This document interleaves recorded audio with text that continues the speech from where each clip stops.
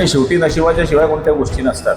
आपण प्रयत्न केले, पक्षाकडे मागितले, पक्षाला जागा सुटली नाही, ती मित्र पक्षाला सुटली. ज्याप्रमाणे जळगावकडनं अपेक्षा BJPच्या आहेत, तशा महाराष्ट्रामधल्या इतर जागांच्याही आमच्या अपेक्षा आहेत की तिथल्याही बंडखोऱ्या भाजपच्या झाल्या असेल त्यांनी माघारी घ्यावी आणि जिथे शिवसेनेचं असेल त्यांनी माघारी घ्यावी.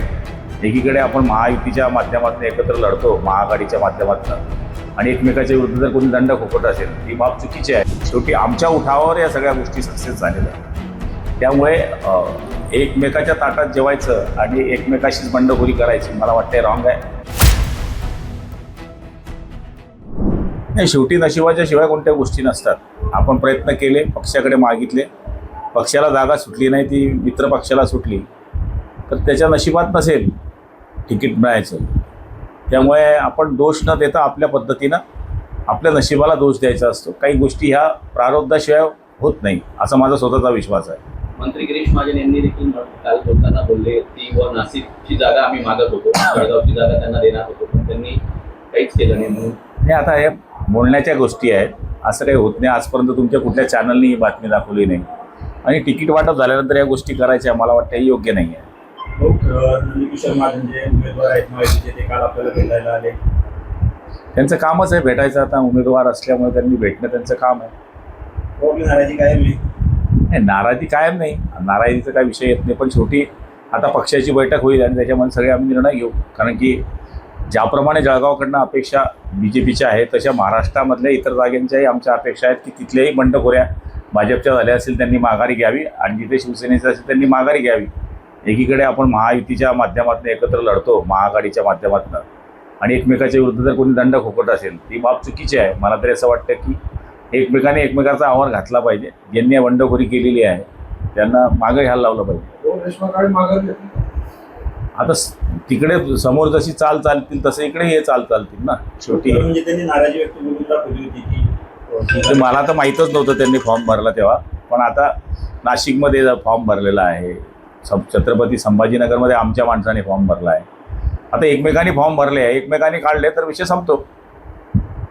अब्दुल सत्तारांनी वक्तव्य केलं आहे किंवा कामाख्या देवीला आमचा त्याग माहिती आहे, भाजप मित्र पक्षाला अडचणीनंतर त्यांची मुंबई शकतं, असं ते त्यांनी भाजपवर आरोप केले. हे बघा, या ठिकाणी आम्ही जो त्याग केला आहे तो खरंच त्या त्यागाशिवाय या गोष्टी आजपर्यंत सक्सेसच झालेल्या नाही.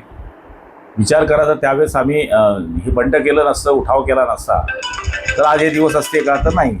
शेवटी आमच्या उठावावर या सगळ्या गोष्टी सक्सेस झालेल्या आहेत. त्यामुळे एकमेकाच्या ताटात जेवायचं आणि एकमेकाशीच बंडखोरी करायची मला वाटते रॉंग आहे. आणि निश्चितपणाने पुढच्या काळामध्ये दोघं पक्षाच्या लोकांनी एकत्रित पद्धतीने सगळ्या सीटा निवडून आणायच्या असतील, एकमेकाला आवर घातली पाहिजे. आणि आम्ही आमच्या माध्यमातून आम्ही प्रयत्न करू, पण समोरच्यांनीही प्रयत्न केला पाहिजे ना. शेवटी नवरीवाला नेहमी आम्हीच व्हावं असं नाही आहे. भाजपा शिवसेनेला सगळं अब्दुल सत्तारांची जी भीता आहे ही खरी आहे असं संजय गायकवाडांनी स्पष्ट वक्तव्य केलं आहे. गायकवाड बोलले ते त्यांच्या विषयावर बोलले असेल, पण माझं म्हणणं असं आहे की आपण मागचे जे 4 वर्षापूर्वीचा इतिहास पाहिला तर एकनाथ शिंदे साहेबांच्या नेतृत्वाखाली केलेला जो उठाव आहे त्या उठावामुळे आज हेच होण्याचे दिवस आहे. त्यामुळे लगेच त्या माणसाला किंवा त्या पक्षाला एकत्रितरित्या आपण उभं करायचं आणि आपण एकमेकाच्या विरुद्ध बंडखोर उभे करायचे ही बाब चुकीची आहे. अशा सूचना शिंदेंनी सत्तारांना दिलेल्या आहेत. आम्ही पाळू ना, पाळणार का नाही, पण आम्हीच पाळाव्या असं नाही आहे, सगळ्यांनीच पाळल्या पाहिजे. शिंदे साहेबांनी म्हटलं होतं की खान पाहिजे की बाण पाहिजे, त्याच ठिकाणी आज शिवसेनेने सहित खान उमेदवार दिलेले. हे बघा, आता ज्या वेळेची सिच्युएशन आहे, आता राष्ट्रभक्त मुसलमान हे बाण आणि खान याचा मानत नाही, मी शेवटी राष्ट्रभक्त आहे. हे जे बोलणं असेल हे ज्या अफजल खानाच्या बाबतीमध्ये त्यांचं बोलणं होतं, त्यामुळे या खानाच्या बाबतीत नाही. 56 लाख शेतकऱ्यांना आता कर्जमाफी मिळणार आहे. हो, 56 लाख शेतकऱ्यांची कर्जमाफी लवकरात होणार आहे आणि 2 लाखापर्यंतची कर्जमाफी आहे. आणि शेतकऱ्याला नवीन कर्ज मिळावं त्याच्याकरता ही जूनच्या पहिल्या आठवड्यापर्यंत संपणार आहे. त्याच्यावरून राजू शेट्टी म्हटले आहे की लाडकी बहीण योजनेसाठी कर्जमाफीचा वेळ मानू नका. हे बघा, केलेलं आहे, आता त्याला येऊ तर द्या. त्याच्यात काही त्रुट्या असल्या तर दुरुस्त करू, पण अजून कर्जमाफीचे पैसे सुटले नाही, कोणाला प्राप्त झाले नाही, सुरुवात झाली नाही. म्हणजे हे काय विघ्न घालणारे काही लोक आहे, त्यांनी शांत बसावं.